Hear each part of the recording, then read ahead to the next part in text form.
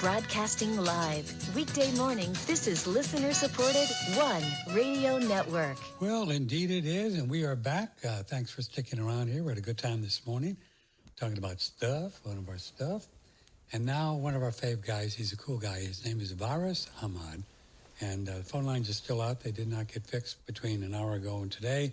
So we'll have to talk to Varis. You can through email, Patrick at 1radionetwork.com.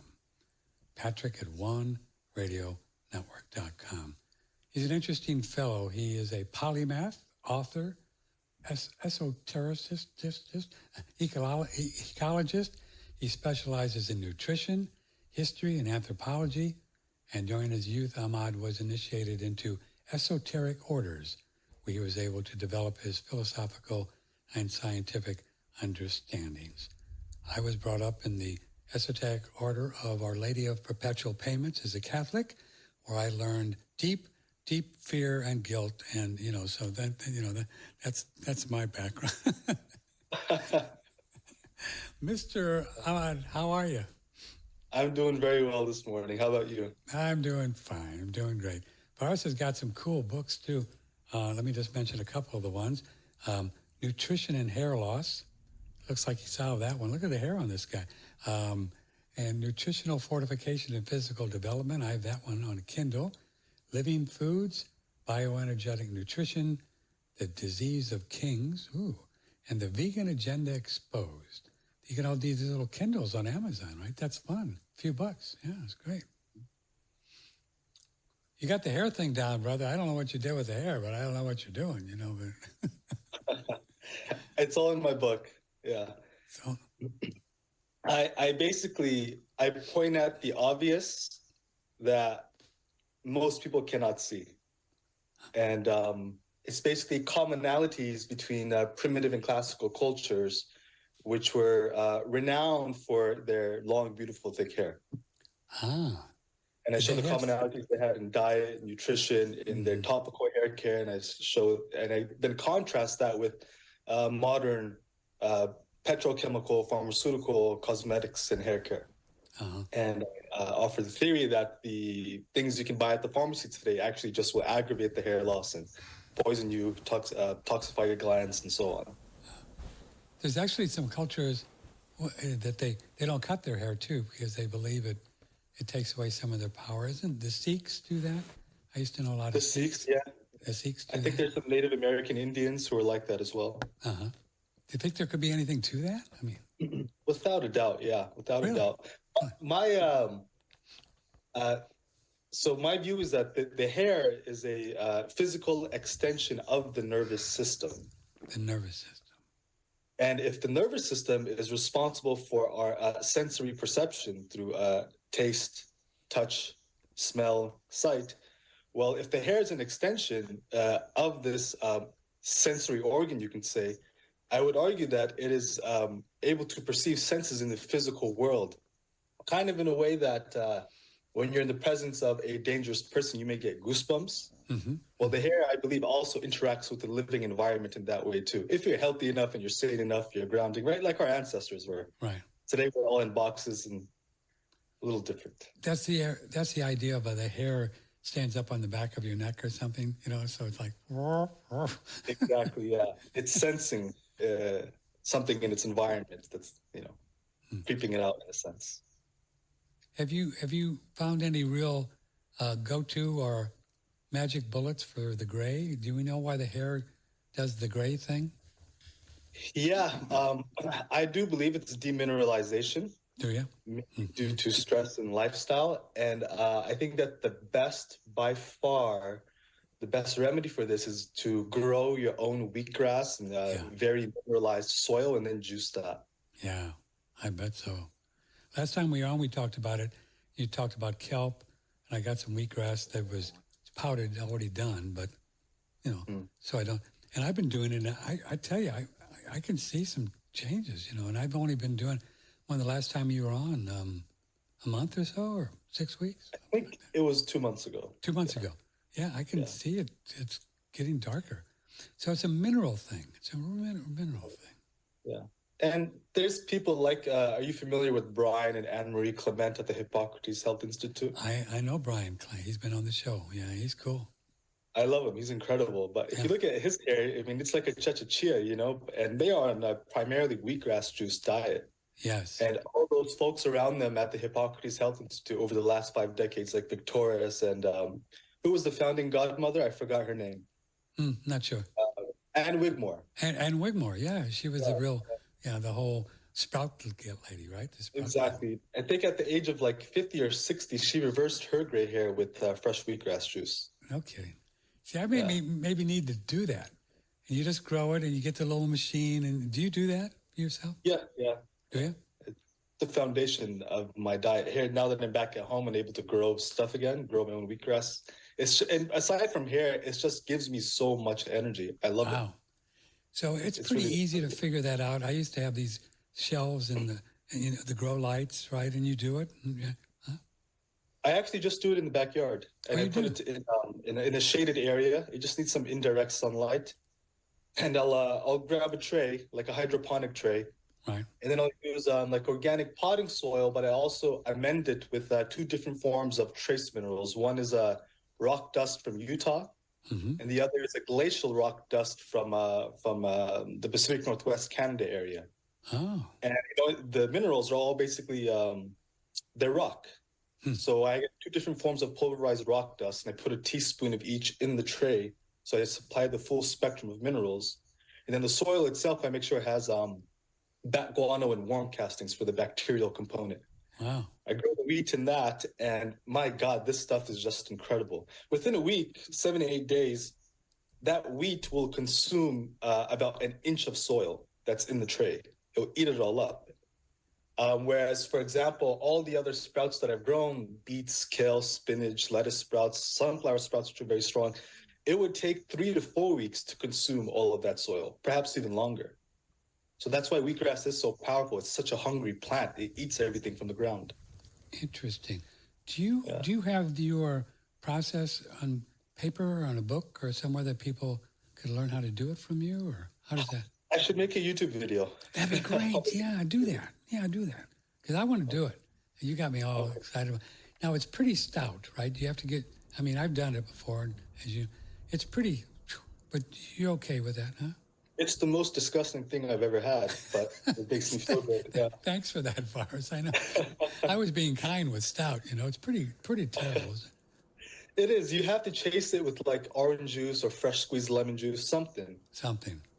Yeah, I mean, I eat raw eggs like it's water. It doesn't taste like anything to me. But wheatgrass juice, just, my God, it's repulsive. But it's good. It works. It helps me out. And how much would you do daily about? Well, according to the people at Hippocrates Health Institute, they said the body can't absorb more than 8 ounces in a day. That's a lot. Right? Yeah, it's a lot. And I do anywhere between 2 to 4 ounces. Yeah. And you just get the organic wheat berry things, put them in there, and rock and roll. Soak them inside of like a container overnight. Drain it the next day, and make sure you have your tray of soil prepared with the organic soil you can buy at a hydroponic shop and some rock dust. Put the wheat inside of the tray, create an even layer, and then you want to stack another tray on top of that, an empty tray, and you want to put like 2 small bricks inside there to have some weight on the seeds. And it's amazing, like on top of my seeds, because I'll stack like 4 or 5 trays of different sprouts I'm growing, sunflower and wheat specifically. And they can have up to like 40 pounds of weight on top of them, but these little sprouts will push that thing right up within a few days. It's so strong. Okay. Yeah. And so imagine, and then, you take off the top layers and you reveal them to the sunlight, and they start absorbing photosynthesis or electric power from the sun. And when you harvest that and juice that on the spot, you're getting not only like a potent source of literally light energy, which is magnetized into form, but you're also getting the physical dimension, the soil, the minerals. It's the best of the world. Of course, in the traditional, in a primitive world, for the carnivores, you would let the cow eat the grass, and then you would slip the cow's throat and eat the cow. But we're not there. I know. Yeah, someone told me, and I think it was Don Jansen. Do you know Don Jansen? He used to do ocean-grown wheatgrass, and he's left us now. He went on his cosmic vacation, but I knew him 10 years ago, and he was using a diluted ocean water in water, and I choose to remember, I think it was about 150 or 250 total dissolved solid, TDSs that's how he measured it. And he would just use this, and he said that had so many minerals from the ocean water, That'll work just as well. Yeah. Okay, so you're going to do a video, right? You put that on your list, and then you can... I will, yeah. And when I have it done, I'll get to it this week. And when I have it done, I'll make sure to send you the video in an email. I'll put it on our front page. Yeah, that's cool. I'll put it on the front page. Varis Ahmad is with us, and that's one place you can find Varis. He's a YouTube star. He and a lot of teenage girls that have cats that look like Hitler. They're right up there with their with their subscribers. So this is your place is YouTube, right? You don't really do another website, is that right? No, I'm not. I'm kind of low key. I don't really do too much. Mm-hmm.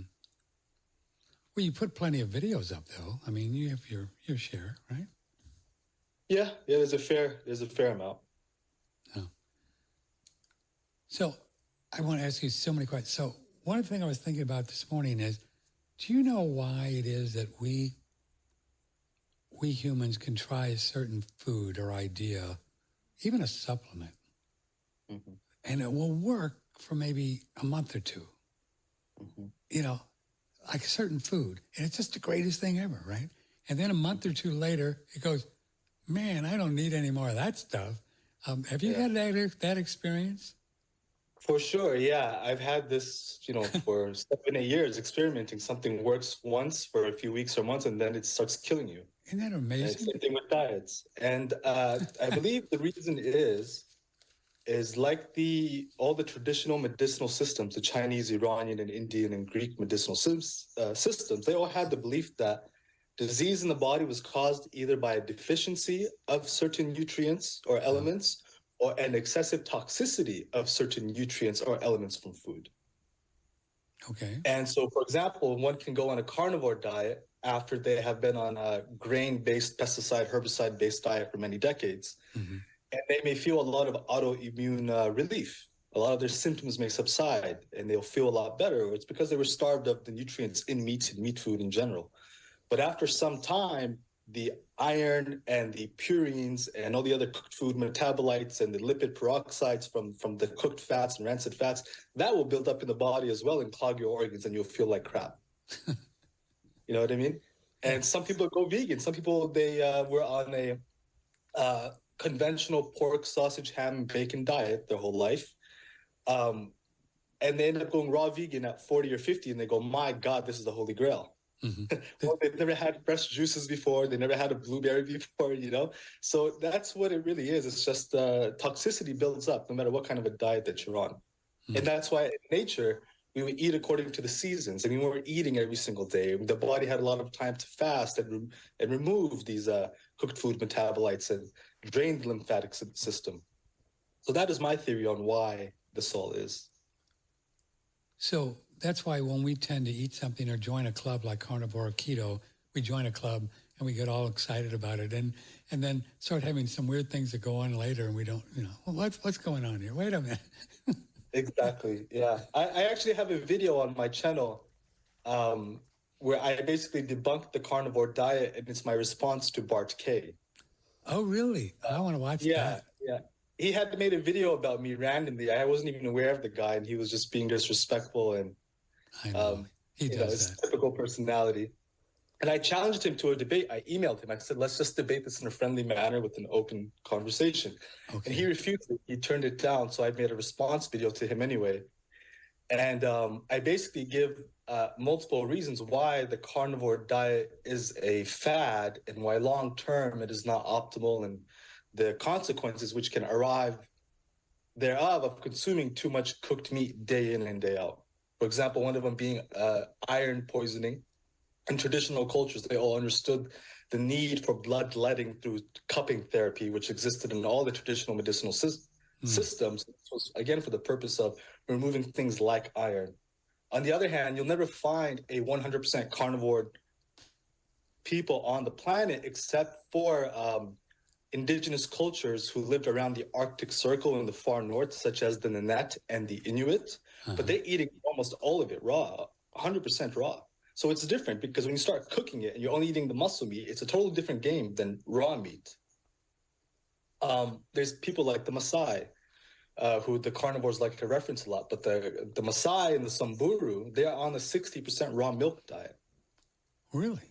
Yeah, and that calcium and magnesium from the milk buffers the iron and some of the negative consequences you're going to get from eating all that cooked meat.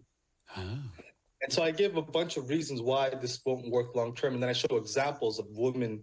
There was a podcast that I show a clip of a few women talking about, they were carnivore advocates and like teachers in the area.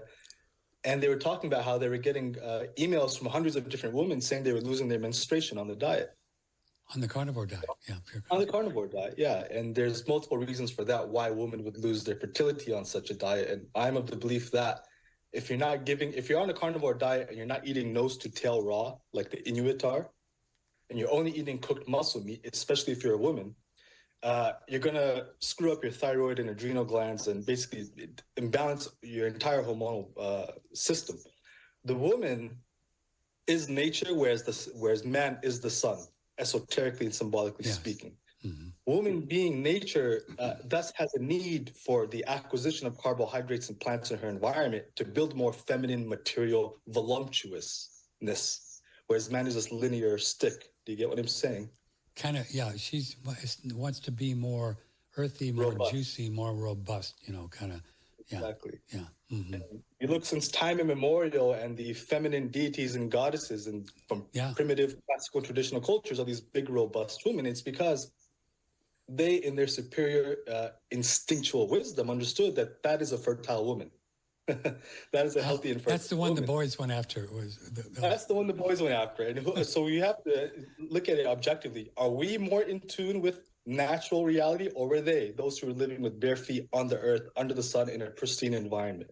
Yeah. They knew what a healthy, beautiful woman was, So when you get too skinny and lean, especially for a female, which can happen on a diet like the carnivore diet, you just end up messing your hormones up.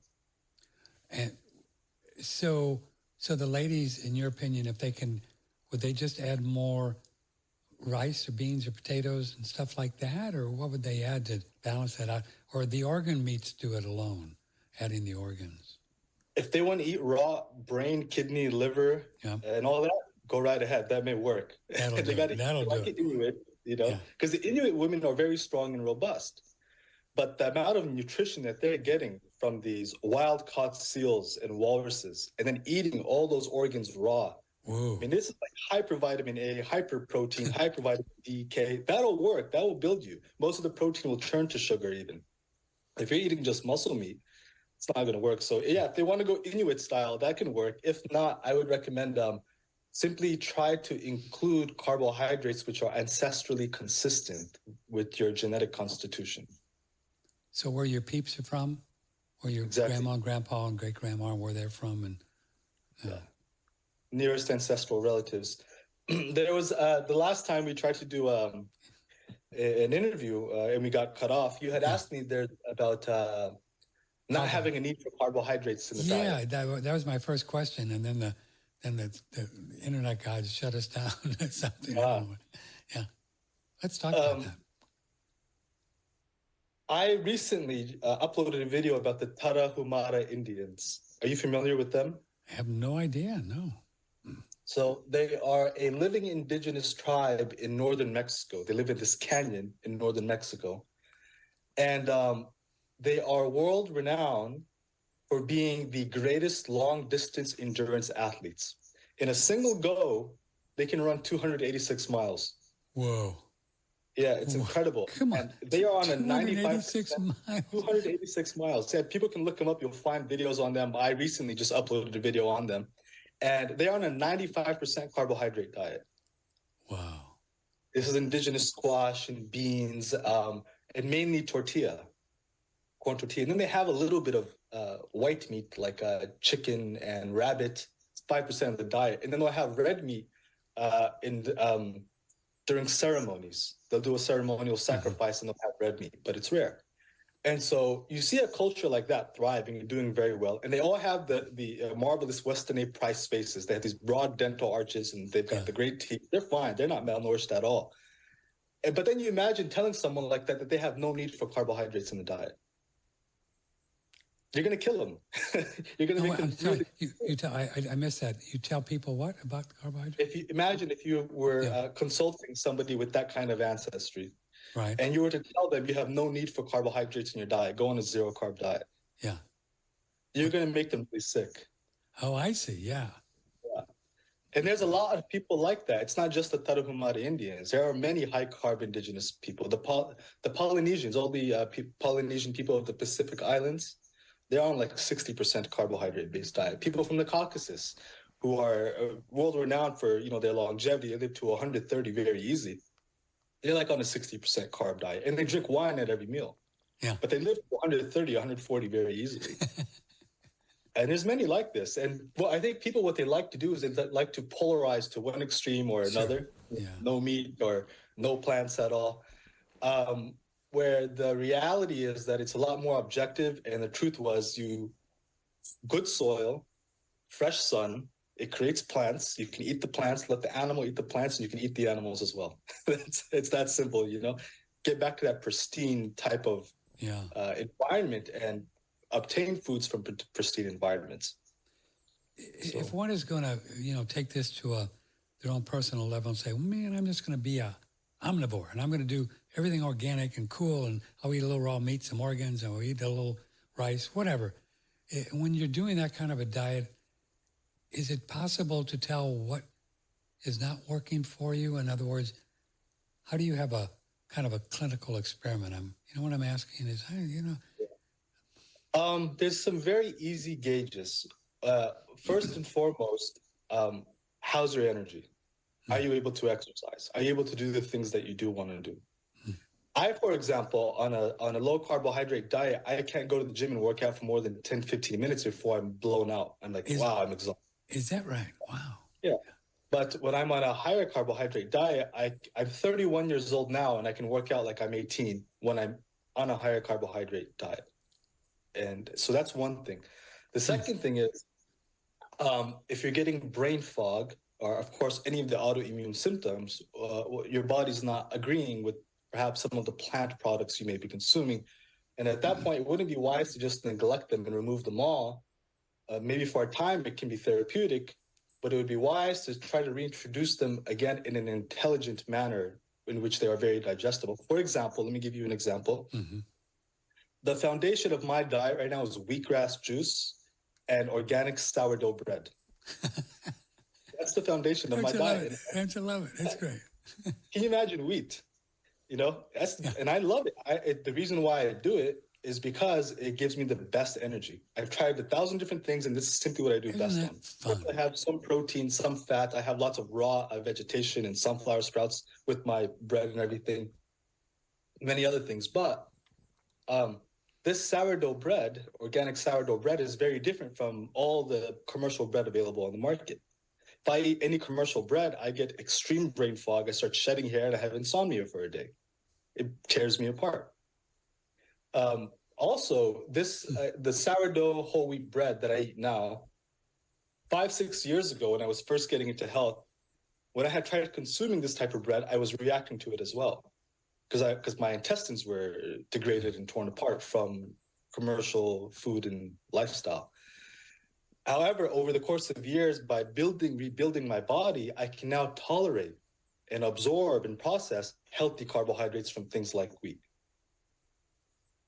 sourdough wheat, if that makes sense. Yes. And for example, my book, Nutritional Fortification and Physical Development, really revolves around this idea. I can touch on it. If you are an individual who cannot tolerate any plant foods, this is most likely due to your microvilli being destroyed, the gut flora being destroyed, and you're just having too many sensitivities and reactions to any type of plant fiber which comes through your gut. Yeah. You may go on a 100% carnivore diet, and because meat is not fibrous, you're not going to have any reactions to the meat food. However, if you want to get to a place where you can tolerate plant foods again, You cannot do it on a carnivore diet. The reason being is you need to synthesize microvilli, the production and regeneration of microvilli in your intestines, the mucus lining, as well as fat and collagen in your digestive tract. You need to make it robust again so that it can tolerate plant fiber. Does that make sense? Yes, yes. And you can only do that on a diet which is focused on nutritional fortification, which requires carbohydrates. It's very difficult to synthesize protein and fat if you're on a no-carb diet. There's a guy named Sean Stone. People can look him up, Sean Stone, Carnivore Diet, and he has a vlog or an internet blog. And he talks about his experiments with the carnivore diet. And this guy's a huge bodybuilder. And in his article, he states how he's on about 4 different types of steroids, anabolic steroids. He's a bodybuilder. Ooh. And he's on the carnivore diet. And after several months on the carnivore diet, he could not gain a single pound. Not a single pound. So if your digestive tract is destroyed, you need to gain weight. You need to synthesize protein and fat within the body, fat around the organs, subcutaneous fat. You need to rebuild the body. And again, on a zero-carb diet, even if you're on steroids, and this guy was trying to gain weight, it's simply not going to happen. Wow. You're going to rebuild the intestinal lining. And what do you think are some of the best carbs if people are in this situation, which I think I am a little, I know I need some more carbs, the best ones to have, to try, to experiment with? The best, I'm assuming you're of Northern European descent? Yes, Northern European. I would go with potatoes, carrots, and honey. I would start there. Okay. Yeah, and I would have things like honey and butter, like a teaspoon of honey and a teaspoon of butter in combination. Yes. Throughout the day so that you can put on fat within the body, within and around the body. Your body will burn the sugar for fuel, but it will store the butter as fat. And that's the thing. A lot of these people who have these autoimmune symptoms, these autoimmune disorders, they lack fat in the digestive tract. They lack mucous membrane in the digestive tract. And the microvilli are destroyed. So you need to bring back in building material. If you only eat butter, your body will use the butter for fuel, but there won't be enough to store on the body. The body won't be able to store it on. But if you have it in the presence of a carbohydrate like honey, the body will prioritize burning the honey while storing the butter. Thus, it's nutritional fortification. You're building the body. Oh, so it uses the honey for the mojo and it will store up the butter. Exactly. Yeah. Wow. So that's a good one. So fat and honey together. What's something else? Oh, you said carrots and potatoes, right? Yeah, cooking carrots and potatoes. And then you want to have them with protein and fat. Yeah. Now, a lot of people may say this is insane. He's talking about consuming carbs and fats together. How about the Krebs cycle, da-da-da-da-da. When you're, if you're diabetic and you have blood sugar problems, then sure, at that point, it would be wise to prioritize one fuel over the other until you can rebalance your hormones and become insulin sensitive again. But to build the body, you need to have the presence of one fuel which you can oxidize and another fuel which you can store. And in young age, and especially if you're healthy, that's okay to break the Krebs cycle like that. Now, if your focus and priority was, no, I'm going to run an endurance marathon, or I need to go take a test and study, I need excellent mental function. Sure. Like for this interview, I'm just having teaspoons of ghee. The almond formula. And so I am having the fats for my brain, and I'm not having any sugar or carbs, and I'm not having any brain fog. But that's for that purpose, for mental clarity and energy. But to build the body is a total different subject. So we need carbs to build the body. We need carbs to build the body. And so if we see these younger guys with all these muscles, carnivore, who knows how long they could do this, is what you're suggesting. I mean, show me what's going to happen when you're 60 or 70, maybe. Yeah, and did they build that physique on the carnivore diet, or were they already there? Hard to know. And then just went carnivore, maybe lost a little bit of fat. But once you have built the physique, it can be easier to sustain, but it's going to be almost impossible to build the body. If there's any of these carnivore advocates out there, I'd like them to experiment on their children, put their 5-year-old children on a carnivore diet, and let's see how they develop. I would bet they'd be very skinny, would not develop properly. And another thing, the physique building, we do live in a very decadent capitalistic age. We live in the decline of major. Yeah, you've noticed. And the use of steroids is very, very prevalent. Many won't admit it, but if they're flexing their physique online and any of us are admiring it, they're using steroids and testosterone. Yeah, probably. Yeah. So how important, if one likes the muscle meat, a ribeye or something, raw versus cooked, is it pretty significant difference?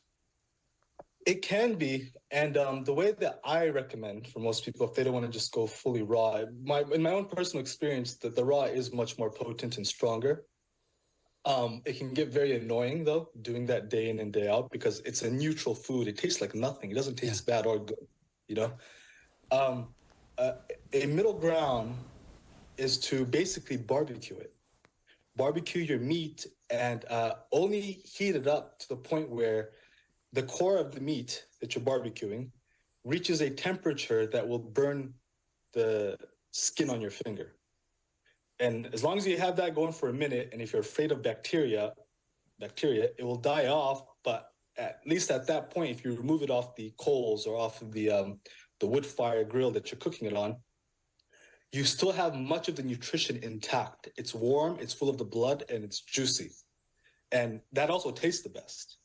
And so when people say we evolved cooking meat, I would say it was actually that way. We were sitting around campfires and burning the meat over the campfire. And then, it was basically looked raw still, but it was just warm and juicy, and it opened up the protein fibers and made the nutrients more bioavailable. But when you're cooking it on a metal pan and dark roasting it, that's now going to something else, especially when it's very dry meat, when most of the time when meat is cooked, it's very dry.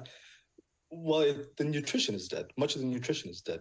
Mm-hmm. For example, if I go to I like Indian food. I'll eat Indian food occasionally, and I like their chicken curries.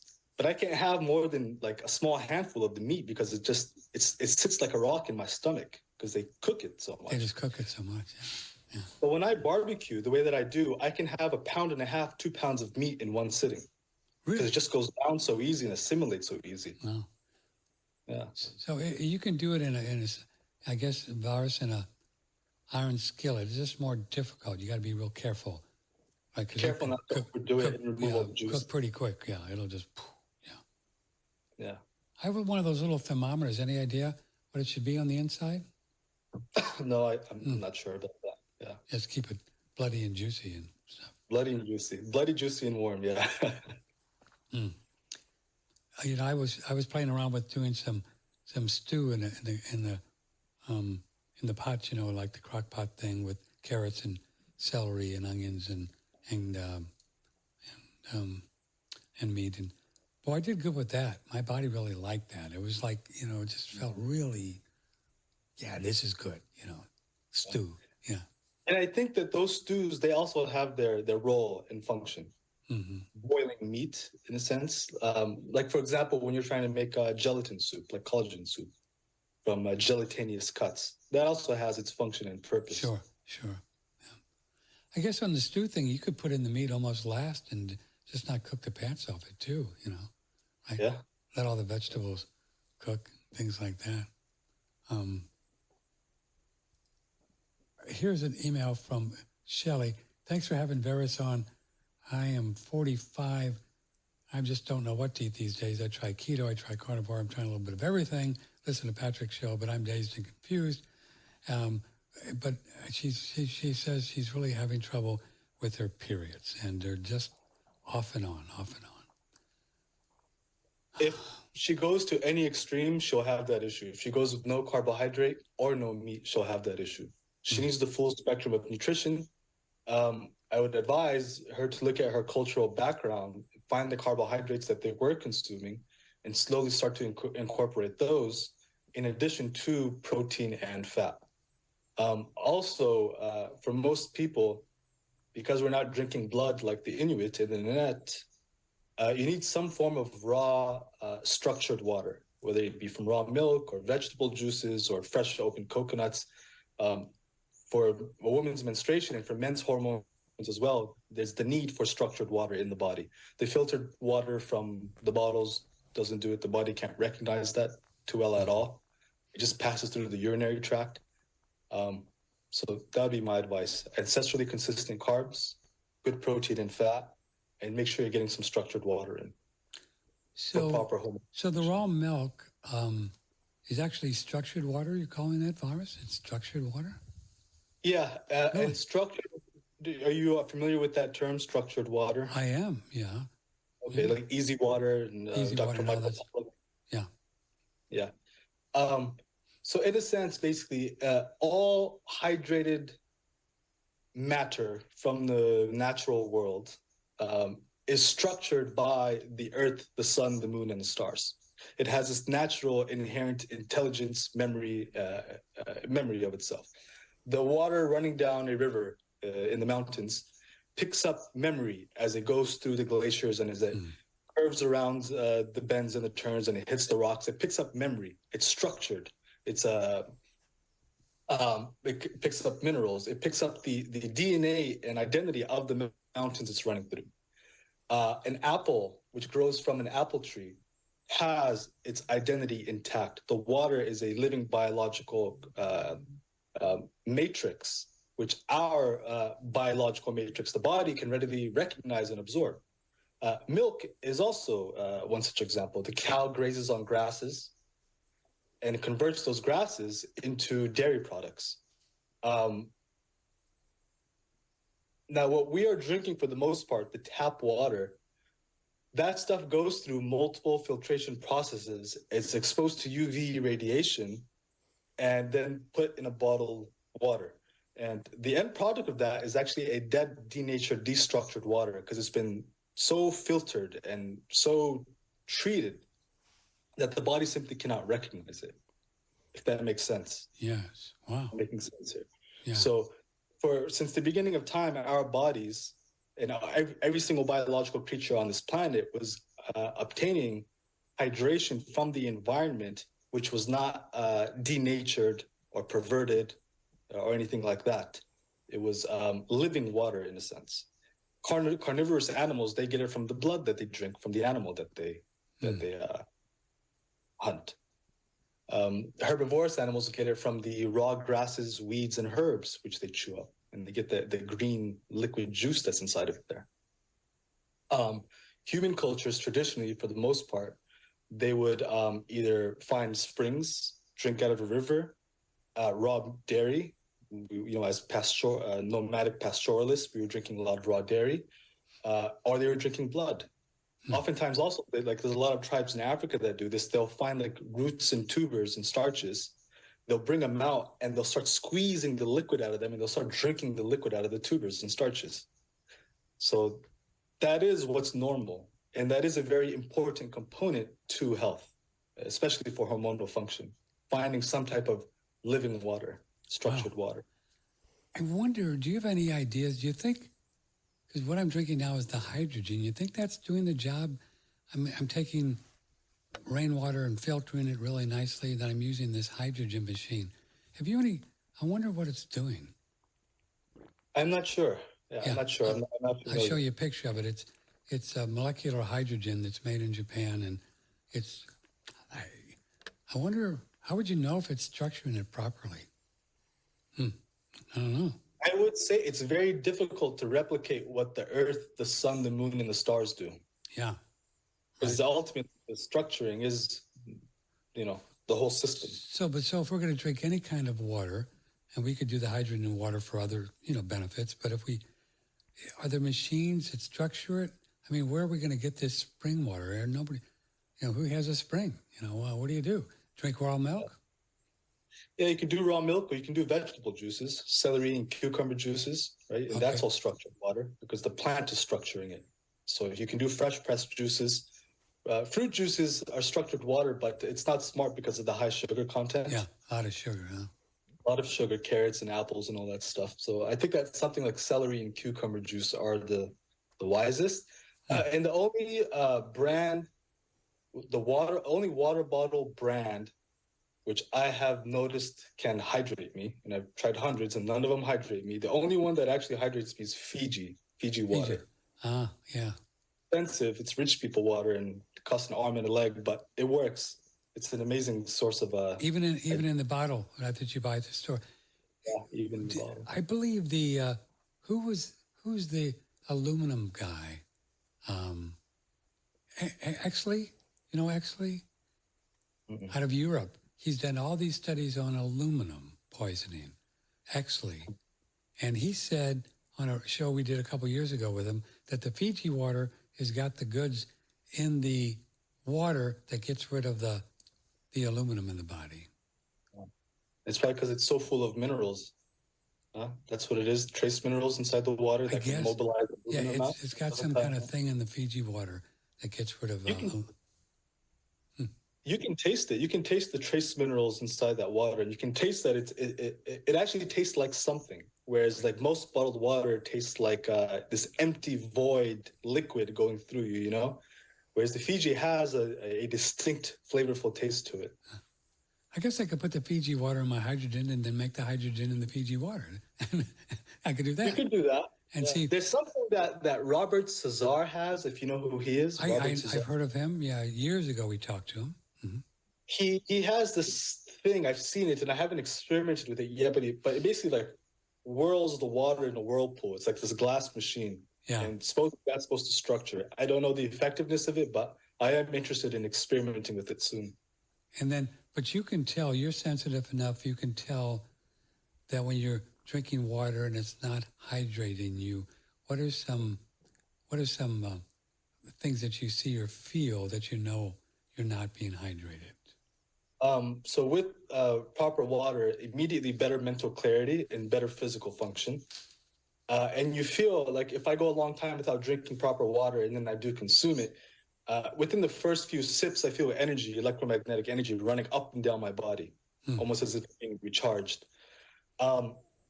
Further, when I am drinking a lot of structured water, all of my urination has lymphatic fluid and cooked food metabolites in it. So I know that my body's using the raw water to replace the old water that's inside of my body, which is where the cooked food metabolites may be stored.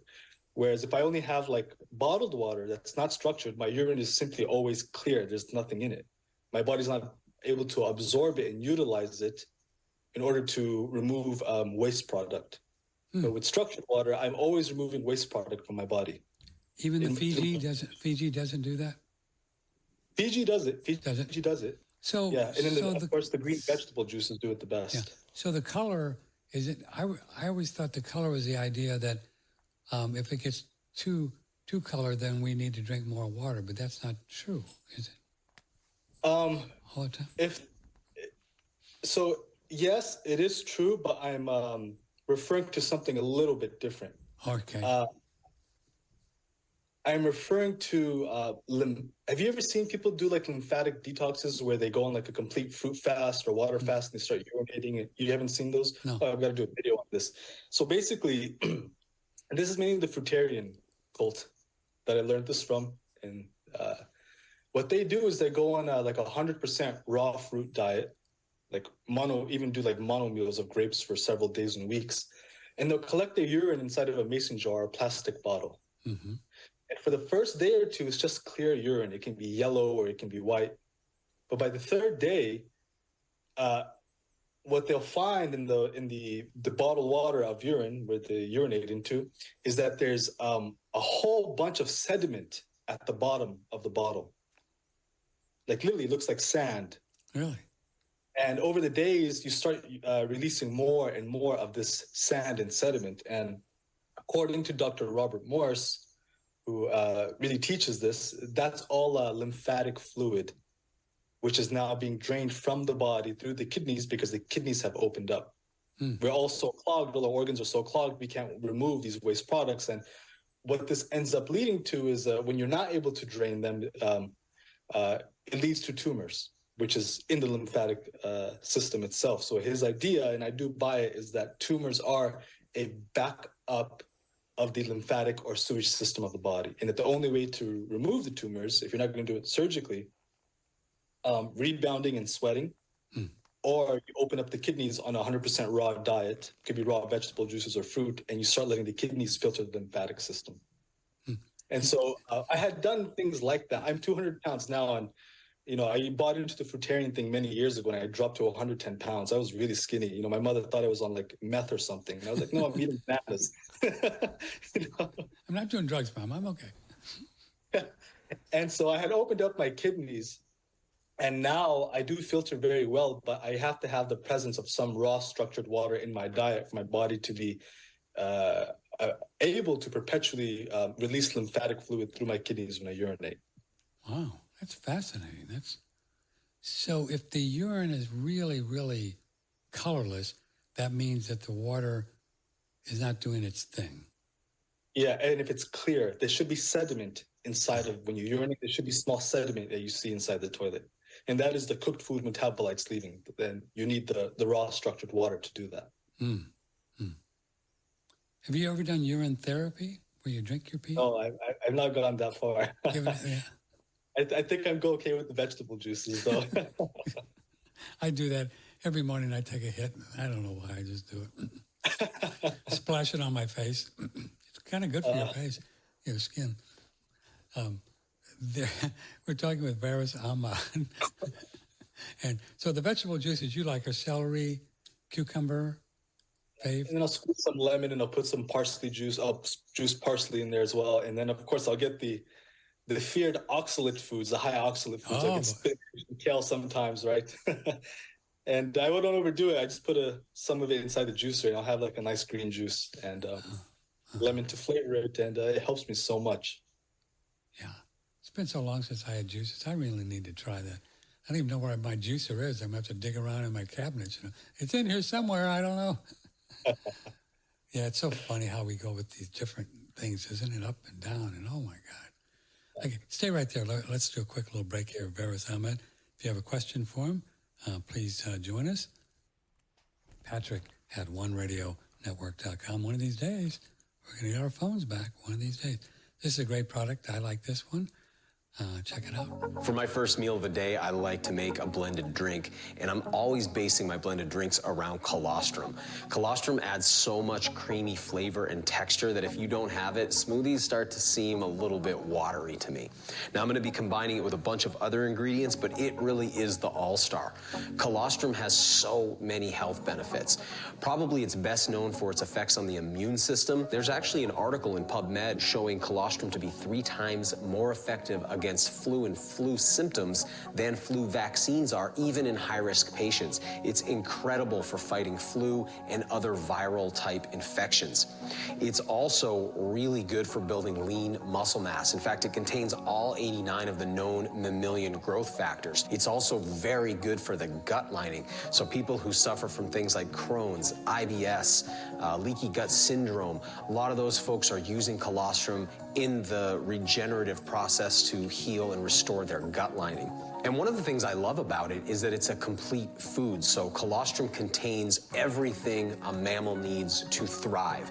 It contains all of the essential amino acids. It contains all of the essential lipids or fats. It contains all of the essential glyconutrients. Those are essential sugars that we need for our immune function. So it's got all of that and all those growth factors, which means this is really a complete food for human beings or for any other mammals.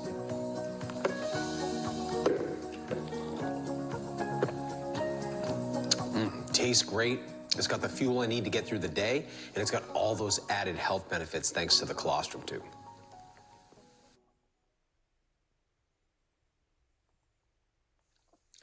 He has a lot of great products, and I like the digestive bitters. I just took a hit of ghee. He's got this guy, excuse me, digestive bitters. Varis has got me all geed up. I couldn't find my honey, though. I was going to do both of them. Check it out. It's on 1radionetwork.com. Is digestive bitters and all these great things from Surthrival. You know, there's a lot of fascinating things going on in the world of money, and you know what it is, right? One of the the best ways that we know to kind of hedge your bets when it comes to the dollar and what is going to happen and this whole great reset. And it's just crazy land out there. We don't know what's going to go on. And we think that getting some gold and silver is a good idea, just to kind of, trust in God and tie your camel up there. And I've known Fred, who runs this company, Fred Dashevsky, for, 25 years now. He's a really good guy, good man. And he'll treat you right. He won't ever try to sell you something that, you don't need or want.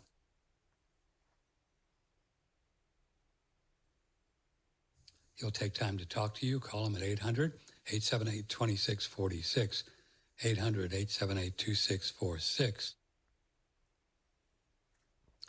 And, tell him your situation, what kind of cash flow you got, what do you want, what do you want to do? And you can do things from just pre-1965, dimes, quarters, and halves. They call that currency silver. Some people call it junk silver, but that's not a good thing. It's not chunky. It's actually silver. And or you can get the more fancy numismatic coins, and some of those can go from $2,000 to $100,000. If you're going to get one of those $100,000 coins, get me one, will you? Boy, that ghee, man, it just kind of got in my throat.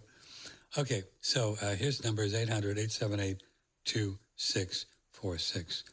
I should probably go downstairs and get a glass of milk or something. That'll probably help me out.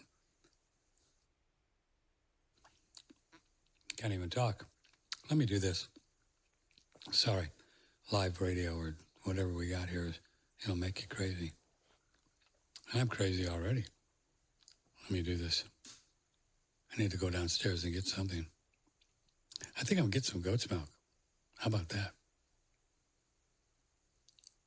That'll do it. Previously, with our friend Brandon Amalani of Shen Blossom. A good example of this also is like the Hoshiwu formula. That is, that's a new one that came out. It's really good because it's a blood builder. A lot of people don't understand that Hoshiwu is actually toxic if it's not prepared correctly. So I wanted to come out with one that not only features the Hoshiwu as the king herb in the formula, but it's prepared of a minimum of 14 days. Usually we try and get 20, 21 days of cooking it. So you can think of it as like it's in a slow cooker with black beans. And it's basically just cooking down and deactivating some of those liver toxic compounds.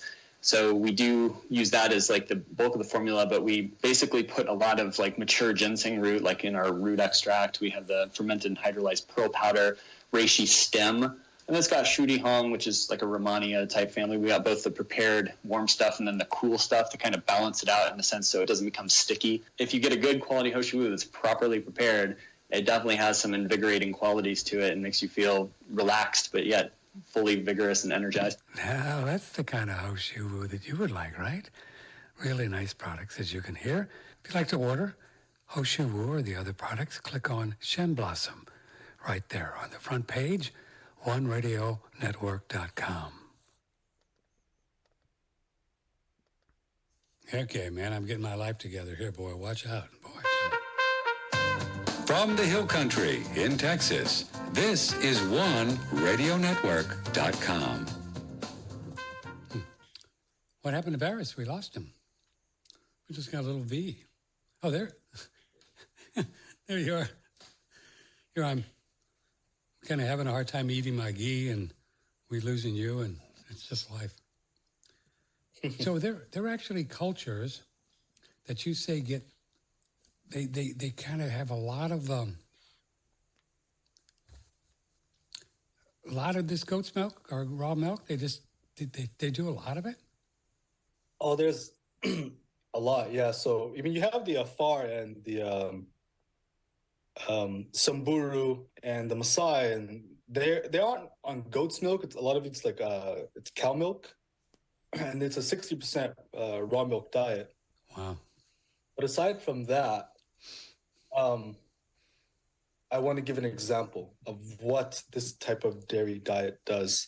I have a video on my channel called The Nourishment of Warrior Races. Okay. Of course, YouTube demonetized it. They don't like this kind of stuff. Warrior race. Right. And my book, The Disease of Kings, also kind of dives into this subject. But in my observation, the cultures who have managed to consume a lot of raw dairy or who were pastoralist nomads and were on a predominantly animal foods-based diet, with much of that coming in the form of raw dairy and cheeses, butter. For some reason, these people have been perennial conquerors throughout history. Wesley Price, he wrote about the Maasai, and he wrote about how their diets were different from the surrounding tribes around them, who were more so agrarian people, such as the Bantu. And he wrote how the Maasai dominated all the neighboring tribes and how they had a superior intelligence, but also a superior form of physical development in contrast to the agrarian people, so had very little animal products. Wow. So that's very interesting. Wesley Price mentions that. But as I'm a historian myself, with most of my focus actually being on Asia, something I came to notice many years ago, and I didn't connect the dots till much later, was that there's a region called the steppe, the Eurasian steppe, which in the West can stretch as far as Ukraine and Hungary. And it stretches across Central Asia, across of Kazakhstan, and goes into Mongolia in northern China. It's a grassland. And this area has been inhabited by various different peoples throughout history. At current times, they're mainly Turkic people, Turkic and Mongolian people. 2,000 years ago, it was mainly Iranian people, or who refer to themselves as the Aryan people. They were Aryans. I mean, they can't use the term, but that's what they call themselves. The Aryan race, right. Yeah. And though they have been replaced by the modern Turks in this region, the lifestyle and culture is the same. And what it is they are these pastoralist nomads of people, tribal nomadic confederations and tribes, who herd their animals to new grasses. They graze on grasses, and they live predominantly off of the dairy of those animal products. In conjunction with the protein and fat from the animals when they do slaughter them, and they have some of it raw and some of it cooked. And they live in tents for the most part. They had lived in tents for the most part. And for some reason, you find these people coming south into the known world or into Europe, such as like Attila the Hun, and perennially, almost like on a centurial basis, every 100 years, conquering all the known civilizations and establishing their own dynasties. So much for the vegetarian thing, making you more docile, right? Drinking all this raw milk. Yeah, literally. And I was like, why is this? What is going on? And I'm sure that the horse riding lifestyle, living in steppe, living in teepees, that has a lot to do with it. But I would argue that the diet is a major component. When you, for example, look at like the Turkic nomads today, you can look up a documentary, and I have a video on my own channel showing them. These are very strong people, extremely strong people. You can just look at them and you can recognize it. And so I'm assuming, when they would come into like Attila the Hun, when he came in and sacked the Roman Empire, they were an agrarian-based army at the time, an agrarian-based people.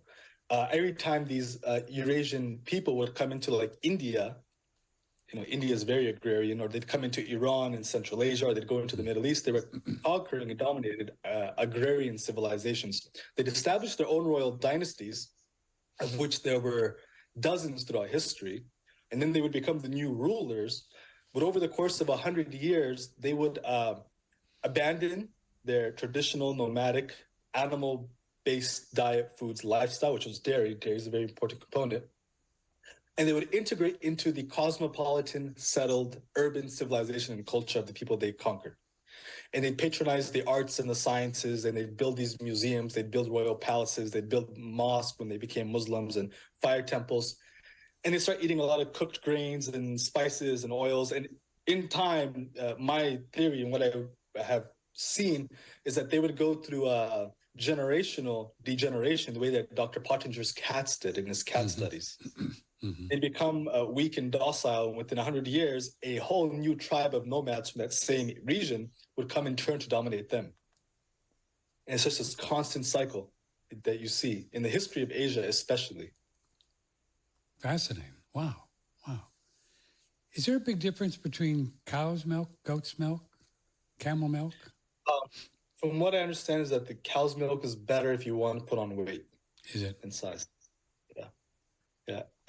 And another important factor to all of this is, though, if you're going to do a lot of dairy, it's smarter to ferment much of it as well. Yeah, I've been doing kefir. Like the kefir. Yeah, the kefir grains and stuff like that. Yeah. It's better to keep that kefir thing going, huh?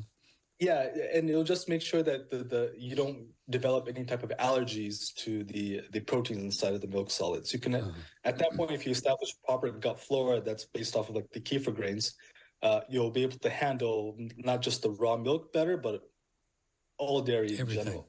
Everything better, yeah. There's a fellow up in Amish group up in Birmingham, Pennsylvania. You probably heard of them, Amos Miller Organic Farms, and I get some A2 milk from him.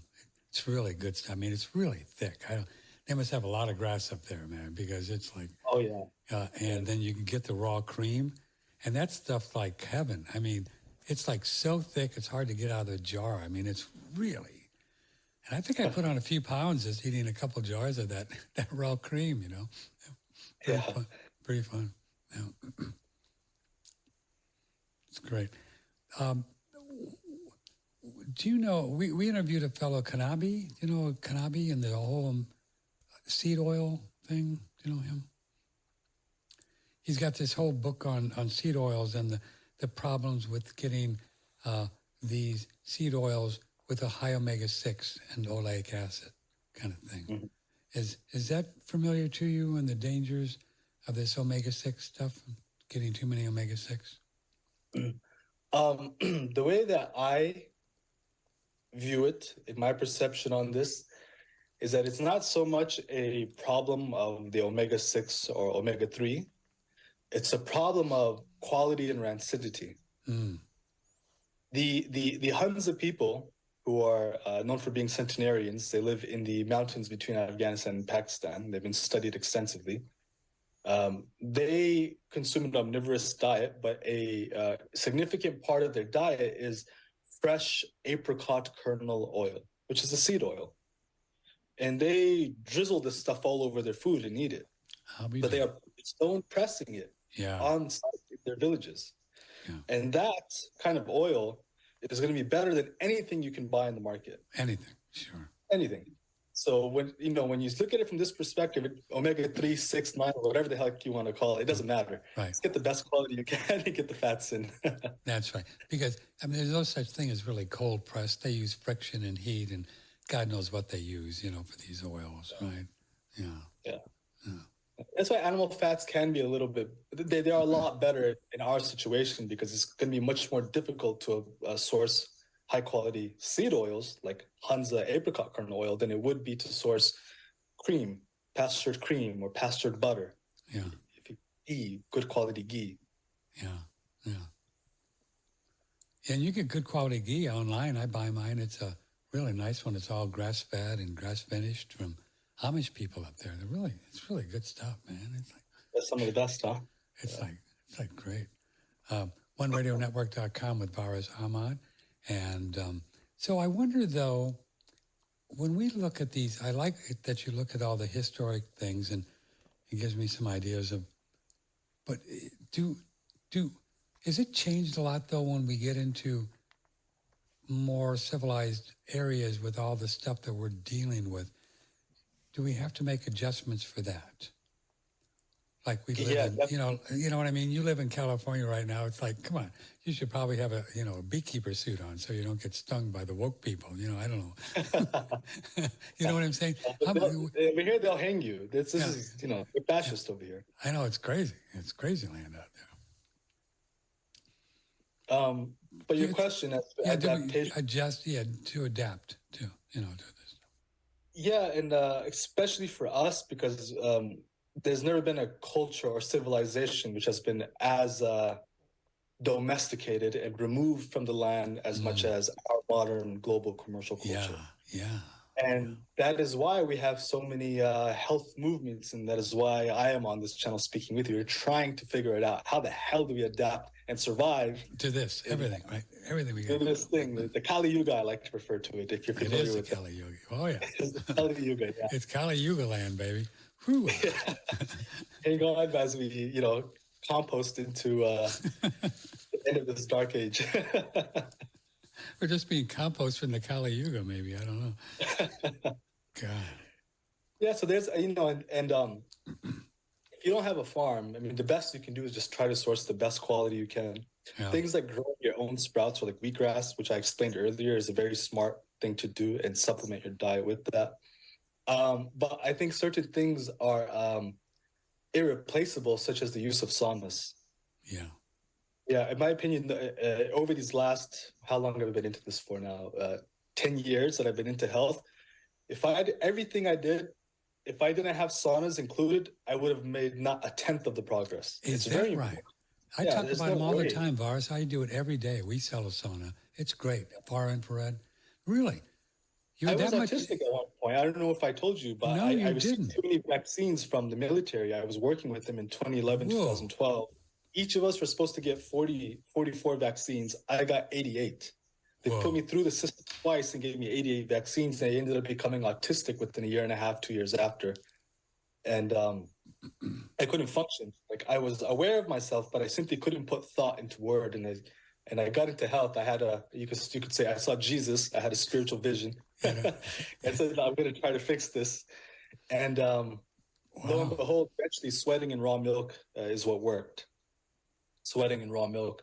But yeah, there's no way that I could have made any progress without sweating. I mean, even now I'm fairly clean. I've been doing the sauna sessions now for 7-8 years.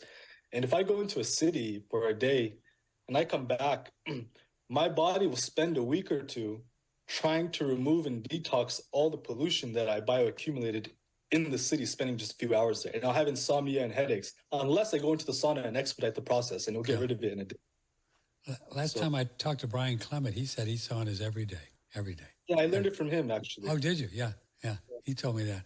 Yeah, we do too. We have a great one that we sell, and it gets hot too. I think ours goes to 150, 160. Yeah, it gets up there, baby. You'll get hot in that sucker. And we've seen some studies too that show that not only does this, you get sweat all over, but then the kidneys can detox more toxic metals too, just being in the sauna. Have you seen that?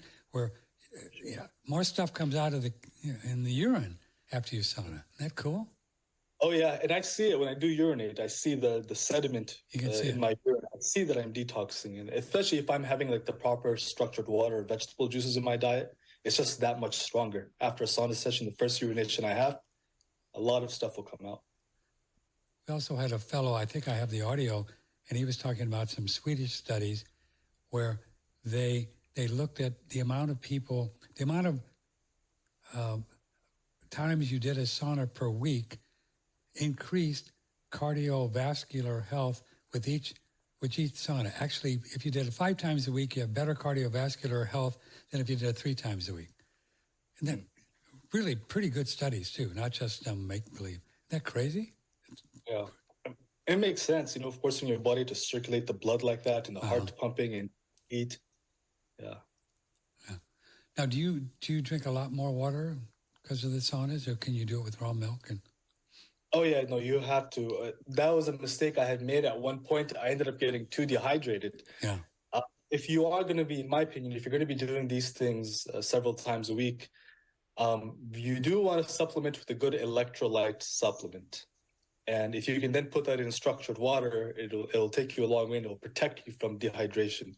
Because that is a danger. When you're sweating too much, it can really stress out your kidneys if you don't have enough electrolytes and fluids. Mm-hmm. From Peter, I think we've already covered this, but I'll ask, does your guest know of any machine that would be good at structuring water? Yeah, I've seen a few. I don't know if they work. It's hard to say, isn't it? Yeah, I haven't experimented with anything myself, but there are some fancy-looking things, like the whirlpool I mentioned earlier, and I don't know what it's called, but I have to experiment with it and see if it actually works. Yeah. The best machine is a juicer. You get it right out of the celery and cucumber. So that's your two faves. You keep mentioning those, Varis, is celery and cucumber, huh? Because it's a lot of fluid, you have good natural salt and electrolytes, and it's low in sugar. Yeah. That's why. Sam wants to know, does Varis eat much fruit? He doesn't mention it very often. Yeah, it's a good question. You're a fruit guy? No, not at all. No, really? Too much sugar? Hardly. It's my candy. I'll have it maybe once in a blue moon. For two reasons. When I went fruitarian, I had a horrible experience and it scared the hell out of me from fruit. He goes to meetings now, right? I was a fruitarian. What a horrible experience that was. And I thought that when it was breaking me down, although it was draining my lymphatic fluid, it was also demineralizing me and just really breaking my body apart. And I was under the impression that it was all detox because that is what the fruitarian cult insisted on, even though they all look like heroin addicts too. I just was too young and naive at the time to see it. And then I saw a Brian Clement lecture, Sugar, the Kiss of Death. One of the best lectures I've seen on health and nutrition on YouTube. Really? And he basically talks about how after, they're the world's oldest natural health institute and they're a vegan health institute, but they have zero fruit in the diet. Zero. And the reason being is because, zero fruit and a vegan institute. And the reason being is that they do blood work. They perform blood work on all of their guests and patients, if you want to call them, that come in through their institute. And I think they've had over 300,000 people at this point over the last 5 or 6 decades, decades. And they found consistently that those who had fruit in their diet would heal slower or would regress. And that when they would remove fruit from the diets of the people who walked into their institute, they'd all get better. And they came to the conclusion that fruit sugar, though it's natural, will still feed disease and it still damages and ages the body. And even now, like I can mix rice, meat, a little like a salad, vegetable, a little tomato and cucumber salad. I can have butter and ghee. I can do so many different things, wheat in a meal. But if I have a few blueberries, I'll start getting dandruff. It'll throw the whole digestion off. Just drop a few blueberries. Yeah, so I don't do well with fruit at all. But and another reason for this is because in the natural world, all of the natural fruit out there are these tiny, small bits at best. Yeah. And everything else, like the original watermelon, was this tiny little starchy berry that had no sugar. It had nothing inside of it. You couldn't even eat it. Now all it is sugar, right? Now all it is sugar. Times more sugar. Wow. Most of these fruit, the original banana was this extremely starchy banana, which was completely seeds. There's no edible fruit. Interesting. The modern banana has 30 grams of sugar. So this is all new stuff. It's not really primal food or original food. How about oranges? Orange juice, same? That's the fruit that I will have. I'll have orange juice for a while. Yeah. Yeah. So the oranges, they haven't messed with that much over the years? They have messed with them. However, I do well with them, and I do recommend for people to consume orange juice if they want to gain weight and mass. The reason being is because though it's a lot of fructose and sugar, it's not sweet the way a banana or a blueberry are, and thus it doesn't mess with your digestive acids. It's actually a digestive acid enhancer because it's of an acidic nature itself. I'll be. So you can drink orange juice on top of like a meat meal, and it may enhance your digestion and absorption of certain nutrients. But if you drink apple juice on top of a meat meal, that sweet will feed the candida, and you're going to have fungal infections, and you're going to have indigestion. It's going to neutralize the stomach acid. So that's why But the orange juice doesn't do that. Mm-hmm. Yeah. I get fresh orange juice here, and we get organic. It's just great. And if you wake up in the middle of the night, which I do a lot because crazy, 2 or 3 in the morning, and you take a big head of this fresh orange juice, I tell you, it's like talking to God. There's, you take that, and I say to myself, I don't care what you say. There's nothing wrong with it drinking that. You know what I mean? It's just like so magical, especially in the middle of the night. Something going on with that. I don't know what it is. And, it's been a part of even the American diet for a very long time. Sure. The traditional breakfast 100 years ago was like bacon or sausage, eggs, and orange juice. Right. And it's because they instinctually understood that this mixes well with our food. Yeah. Oh, because it does mix well with our food. Yeah. That's the important factor. It mixes well with it. It won't cause candida, fungus, or indigestion. Here's an email from Janet for Varis Ahmad. Come in before he goes. If you'd like to ask a question, Patrick at 1radionetwork.com. We're live here on the 27th or something like that. I never know what day it is. 26th, who knows? Is there anything you can do if you're not able to sweat? Janet says, even in the infrared sauna, she doesn't sweat. What's up with that? Interesting. I would bet that her much of her pores are clogged, and she doesn't have enough hydration or water. So if you're hydrated, the body will just kind of hold on to it, maybe? If you're dehydrated. If you're dehydrated. Yeah. Oh. Body won't want to sweat. Oh. So what she has to do is start consuming a lot less cooked food, a lot more vegetable juices, hydrate the body, and then try it again. Mm-hmm. And you know, in the beginning, most people's skin today is not capable of eliminating these things in sweating. That's just a fact that modern populations are dealing with because of our light diet and lifestyle. But over weeks, months, and years of doing this, you really open up the pores of your skin and you start... you'll sweat more and more. Yeah. Like me, my armpits are just always soaked when I'm walking around. You know, people... That's good. No, that's a good thing, right? I sweat well. Yeah. I like to do the dry brush massage. Have you ever messed with that? That's a nice thing for the skin before a sauna. Yeah. That's another thing that can help her a lot. Yeah. Yeah, the dry brush. And the most important factor, actually, aside from the hydration, even if I go into the sauna later in the day after a meal that I've consumed, yes, I will sweat 1/4 of what I typically can sweat because all of the blood is in the digestive organs trying to digest the food. Ah. So if you go on an empty stomach first thing in the morning after hydrating, your blood is free to flow and circulate around the body into the extremities and start pushing sweat out. Oh, cool. Yeah. Yeah, cool. That's an important thing to consider. Here's an email from Sissy. Thanks for having Varis on. It's always fun when you talk to him. Has he seen or know much about people are really concerned about these mRNA vaccines getting into the meat? Have you seen any stuff on that? Yeah. We're seeing stories, but I don't know, I think that's one of many things that's getting into our meat, unfortunately. Yeah. I haven't seen anything specific, but I have seen articles where they are raising that topic and they want to start vaccinating the animals with the mRNA vaccine. And ultimately, what you just have to do is start creating connections with more local farmers. The local farmers. Farmers market. A lot of these conventional animals, it's legal to feed them industrial waste product, bagels, donuts, and plastic. Like you go to some of these feedlot factories and they literally have expired Halloween candy in the feed, feeding that to the cows and the pigs. My goodness. I have a video on my channel. Do you? It's horrible stuff.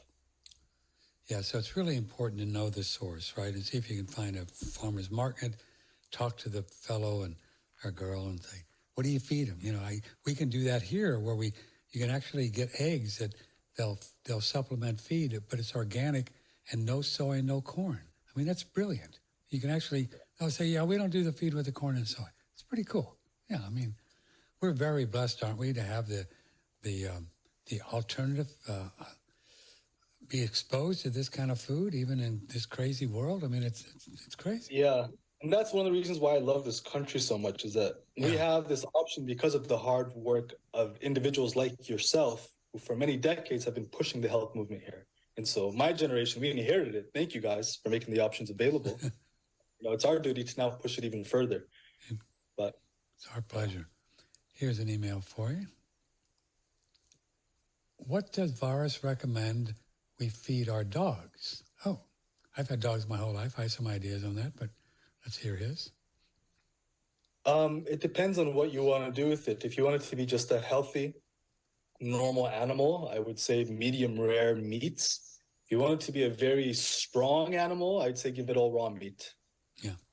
Lots of fat. If you can't get the animal fat, give it butter instead, and you'll build some really strong, virile animal. they become dangerous. My girl here eats nothing but raw, and she does raw chicken too, because you can do raw chicken if it's raw. Don't do cooked chicken. And beef, we get grass-fed, grass-finished. And then she has goat's milk every morning too. I pour some goat's milk in a bowl. She just loves that. She just thinks that's great. Maybe a raw egg, you know. But I think that's a good answer to this question. Here's an email from Lynn. My acupuncturist told me that traditional Chinese medicine says doing a sauna would be contraindicated for someone with atrial fibrillation because they already have too much heat constitutionally. What would Varis say to infrared sauna with someone with AFib? Okay. It's a very smart Chinese doctor. Really? Yeah, I would have not thought of or considered that. But the thing with these traditional systems is the foremost concern is consideration for who they're treating. And so that's a very smart and wise doctor.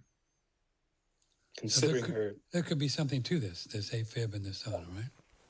Yeah. Do we know what's causing AFib? I'm not sure.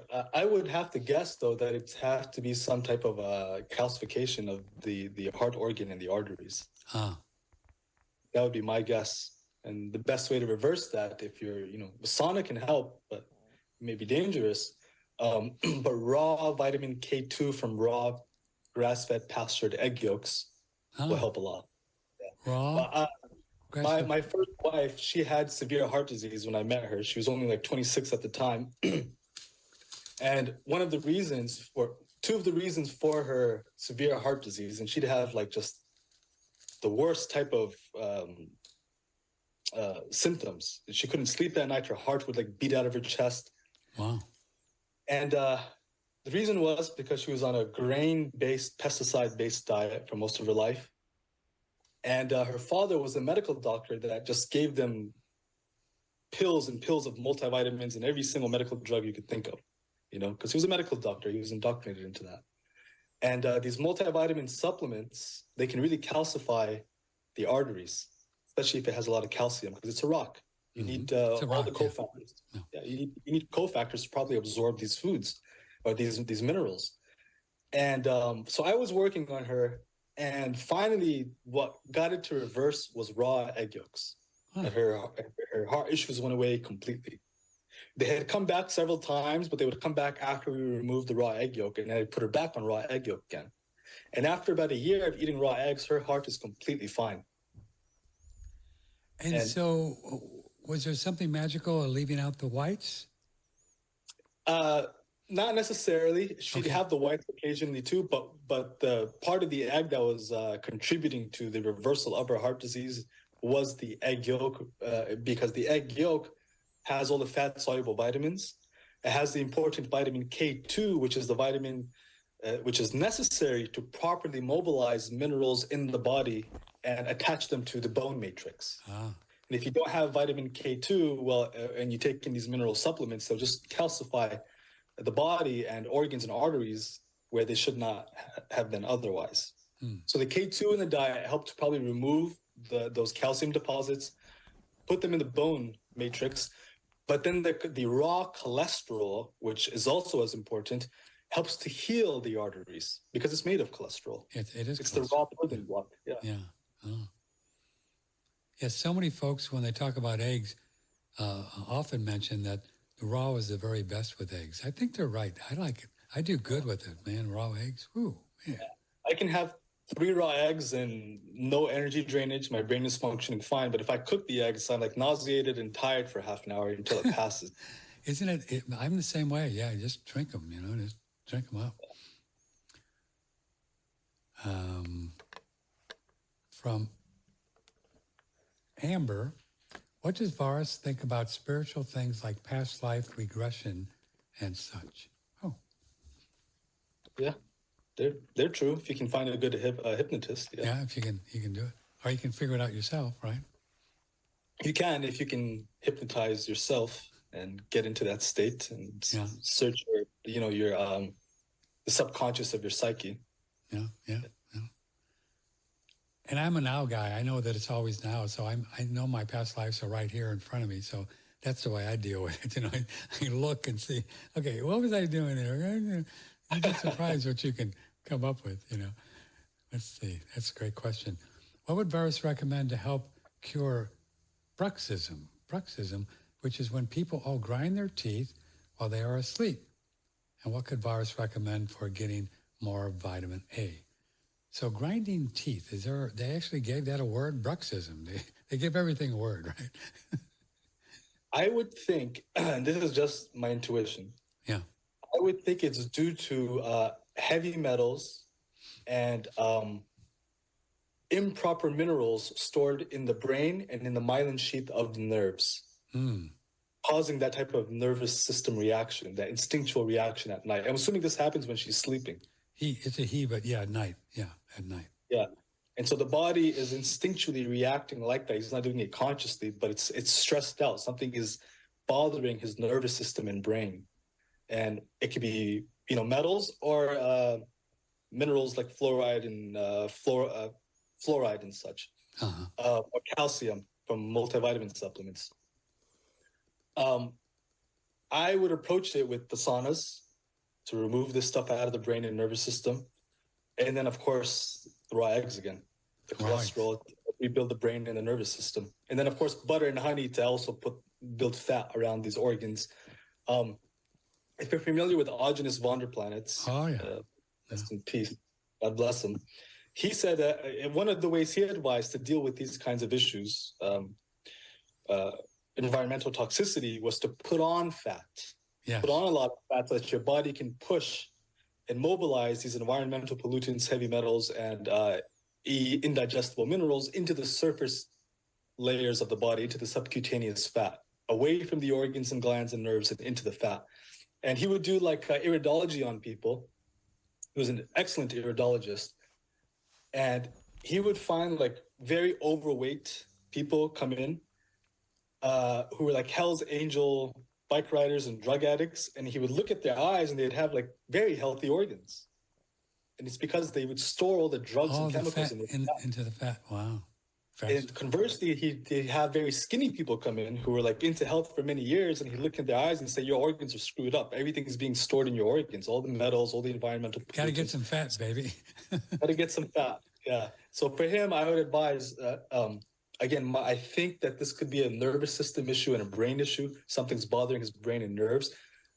Sweat them out and bring in the raw fats from raw eggs, butter and honey to put on fat. Even me, when I'm poisoned with like a supplement that may have a metal, I have similar symptoms. I don't bite my teeth like that, but I start pressing my feet like this when I'm laying in bed. And it's my nervous system reacting. Yeah, like my whole nervous system is flexing. And I'm not doing it consciously. My body's reacting like that. So that's how Aajonus put on fat. But we keep hearing this meme about fat won't make you fat, but that's not necessarily true, is it? It is true, but you have to have it with the honey and the carbohydrates to help to put on the fat. To put on the fat. Yeah. Fat will make you fat if you can eat 10,000 calories of butter a day and you won't be able to gain that's fat. My experience. I don't put on any weight because that's all I do is eat fat. So if I added some carbs in there, I put on some weight. Put on a lot, yeah. And the way I advise when I do consultations with people when they want to put on fat, I say do like a half a teaspoon of honey to a tablespoon of butter and do that every half hour. Wow. But that's on top of your normal diet, which should also have carbs, proteins, and fats. Yeah. And if you do that, you're creating this constant influx of good raw sugar and good raw fats. The body will burn the sugar. It'll store the fat, so you never burn that precious fat you're putting on. And you could really improve your health. I mean, in the past few years, I myself have put on 75 pounds of weight. I was very underweight because of what fruitarianism did to me. Wow. And man, so many of my sensitivities went away. My sleep got better. My hormones function better. Like weight and fat is so important. Yeah. And I didn't get a belly. I just got healthy subcutaneous fat, which is so precious. And I believe that that's one of the primary things that keeps people looking firm and young. You want that subcutaneous fat. You don't want to get rid of it. Yeah. My mom used to say that. It was so funny you mentioned that. She used to say, well, you got to have some weight on because otherwise you look old. And she would say that. So she would, my grandma was the same way. And she was around in 96 and never did any drugs. And she just went to sleep one night and went to heaven. It was just so cool. It's like the natural way. Yeah, she took care of herself up to the day that she left. Wasn't it amazing? Wow. Just 96. And you mentioned that, and she would have a little glass of wine, about 3 or 4 ounces. That's it, every night. That's all. Wow. And she'd make her own wine. So she'd have a little glass of wine with dinner. She made her own wine. Yeah. Wow. Just a great gal, boy. Amazing. So, yeah, so I just got to play with this carb thing. I think I'm beginning too uncarby, right? I'm feeling I need some more carbies. Yeah. And, some people, they may vehemently protest against this because when they have a teaspoon of honey or even an apple or a teaspoon of rice, they freak out. But not everybody is that metabolically deranged. Do you know what I'm saying? There's a lot of people who are very zealous in the low carb, zero carb community. Right. They go into that group because they have severe reactions from any form of sugar or carb. I see. So that's why they get into this club. Not everybody's like that. Some people can tolerate hundreds of grams of carbohydrates and they're fine. And there's a way where you can rehabilitate yourself to tolerate carbohydrates. So you're not stuck in that corner. And a big component of that is nutritional fortification. Remineralize your body with wheatgrass, bring in very high quality raw vitamins from things like raw eggs. Mm-hmm. And over time, and also consume all your carbohydrates with fat so you don't have these blood sugar spikes. The fat will slow down the release of sugar into the body. Mm-hmm. And over time, you'll rebuild your body's ability to be insulin sensitive and store muscle glycogen and process fructose in the liver. We have a monthly guest who's a big fan of liver and onions, but she says it's really important to have a little bit of rice with it. So maybe this is what she's talking about, that idea. Perhaps, yeah. It's if you have the carbohydrate with it, it'll spare the protein and nutrients instead of you just burning it completely. Spare it. I see. So like the honey and the butter thing is the idea, right? Exactly. The same principle. Yeah. Same. Yeah. It's just like chemistry school. This is fun. Does Varis think, this is from Barry, does Varis think there are any merit to our modern medical system? I personally think that it is a racket that encourages physicians to lie, push drugs, and get away with behavior anyone else would be jailed for. So we know his opinion. I have absolutely no respect for any of them at all.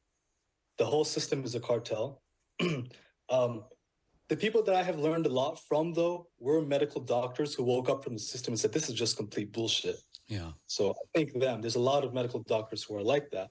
But for the most part, the average medical doctor, he was an unhealthy nerd in high school who was either pressured to go to medical school by his parents and didn't want to do it, or he wanted the MD certificate on his office for fame and notoriety. Mm. They have no interest in health whatsoever. And so you have these type of individuals marched into the system and indoctrinated by the medical cartel. And really all that they have to offer is to burn you, cut you open, shove things up you, and drug you out. Yeah. When you offer a theory like, hey, maybe if we give this patient some raw vegetable juices in the morning, it may help his kidneys and blood sugar or heart problems a bit, they'll say it's total quackery. They won't even look at it. They won't acknowledge anything outside of drugs and burning you. Yeah. So my thoughts on the medical system, it's going to collapse. It's going to implode on itself. I am shocked to see, though, that how after what had happened in March of 2020 with the shutdowns and everything, so many people woke up to what was happening, especially with the damn jabs. And now that it has subsided, many of them have fallen into their lullabies again. You know, they fail to realize that what had that monster, that tyrannical monster, which showed its head during that year, had always been there. And this medical system is a strong arm of it. So I know, for example, a female individual was very opposed. She's a nurse. She was very opposed to the lockdowns and the boosters. She didn't want it for her and her kids. But now that that wave is over, she's back to she's nursing, but she doesn't see that the drugs, the dozens of drugs which she's administering to these patients are part of the same creature, part of the same tyrannical monster. Yeah. The same thing. So I think there's plenty of evidence, Varis, that this remdesivir and this other stuff they were doing and the what was that contraption they put them on the ventilators? It was killing people. It was, man. There's hundreds of thousands of people who die every year from cigarette smoking, from processed sugars. They don't give a damn. The biggest industrial complex we have is creating bombs and jets and bullets, and we meat grind around the world. Why would they give a damn about something that kills less than 1% of the population? No, they needed to run a trial run of what they want the new paradigm to look like. You'll own nothing, be happy, stay at home, stream Netflix. Here's a UBI directly deposited into the chip in your pineal gland, right? Here's your artificial intelligence girlfriend. We're going to send her to you. That's where they're going. That's where they're going. Did you see? I've seen some videos where they're actually, it's becoming a big business. They're doing AI porn. I mean, I'm serious. They're doing. It's crazy. It's like, what are you people doing? This is going to be interesting to see how this all unfolds. I know. There's this is like crazy stuff. What's unfolding? I know. It's like another world, isn't it, Varis? It's like, what are you people on the one hand, they patronized and popularized horror culture with like OnlyFans and these, Instagram and social media. And they created a nation of very weak men who just love it, and they don't really do much for themselves. They just are monofocused on that. But now they're replacing the actual females with artificial intelligence and deep fakes and all that. So now you're going to have a bunch of out of work women, and they destroyed the marriage structure. There's like a gender war going on in this country. It's kind of crazy. And there's no retraction to this. It's going to keep imploding. It's a process of entropy. I agree with you. I just don't think it's going to fix itself, is it? No way in hell. There's too many hypnotized people, right? They just don't know what's going on, or they don't get that they're hypnotized. I don't know. It's like the sun setting. There's no way you can physically stop the sun from setting. It's going. You have to wait for a new sun to rise, a whole new paradigm and system. And during the sunset at night, God knows what this country's going to see. So you think, I feel like it's that way. I've studied this quite a bit on the financial system. I think it's just going to implode. The whole thing is just going to, crash and burn, and they're going to do the digital, thing, and the people. So those of us who aren't going to do that, we're just going to have to get creative, right? We can barter and do stuff, and who knows? Yeah, and then there's things like we have a gold, silver, and Bitcoin. I think Bitcoin is a really big thing too, because what if I want to trade with you? I want to buy your supplements, and I don't want to send you gold to Texas. I can just send you Bitcoin to Texas, and you can send me some nutritional supplements. I think it's here to stay. The people I talk to, they think that it's it's here to stay. Some of the other ones. Here is Sandra. Can you please ask? Thanks for all the great questions. Can you please ask Varis what he thinks about addressing elevated prolactin in a 40-year-old woman who doesn't menstruate? Oh, Sandra's not menstruating, but she's got an elevated prolactin. I'd have to see her her weight and her diet and her history, because it can be a variety of things. And she's not menstruating and there's high prolactin. Usually prolactin is associated with the high intake of dairy. It's prolactin, you find it a lot in dairy. But it can also be environmental pollutants in her fat cells, glands, and organs, which are causing this type of hormonal imbalance. So, and it may not necessarily be just the high, when they look and do blood tests and it's high prolactin, just because it's high prolactin doesn't mean that that's the issue and you have to lower prolactin. I see. You know what I'm saying? Don't get the body's focused on saying, this is what's going on and this is how I'm expressing myself. But the underlying issue is different than high prolactin. If she fixes the underlying issue, the hormones will balance themselves out again. Mm-hmm. So there's no point of treating it from that surface level. What would be your theory, which would be a more normal, natural way that women would go into menopause than what they do now? What do you mean in a more natural way? Of a different age. You think they would be fertile longer? And just Yeah, and a lot of it's dependent on raw food. Is it? Yeah, how much raw food you have in the diet.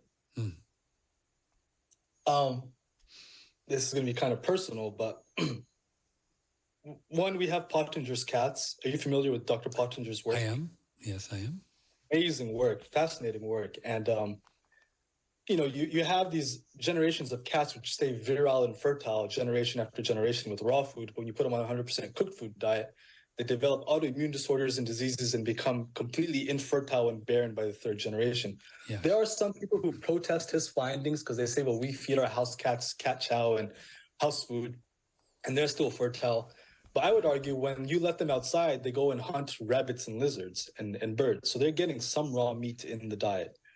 So that's the Pottinger thing. Hormones, raw food and hormones are very important. And simple things such as just having a raw egg and maybe some vegetable juices, that can be enough. You don't have to go 100% raw.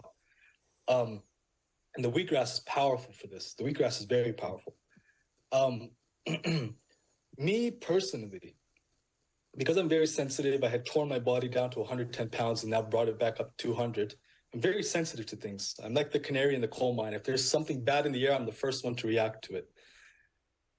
When I drink things like too much coffee and get dehydrated, at night, I feel my gonads pinching in on themselves and getting smaller. Wow.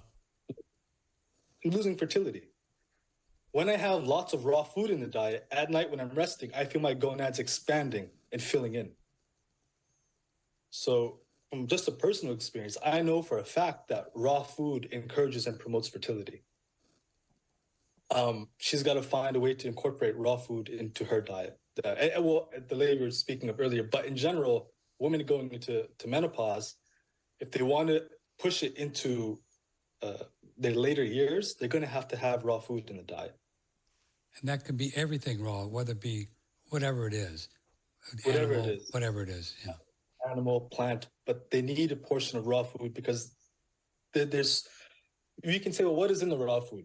Is it the B vitamins? Is it the minerals? What is it that raw food has? And I would say there are dozens of things and even hundreds of things which we haven't even discovered yet that's in the raw food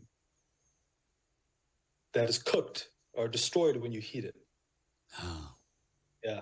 And us being biological organisms, our biology has evolved since the dawn of time to consume a 100% raw food diet, just like every single wild species on the planet consumes a 100% raw food diet. We have an adaptation to cooked food, but I don't think that that's a good adaptation. I think it's an adaptation where we operate and function at a lower level.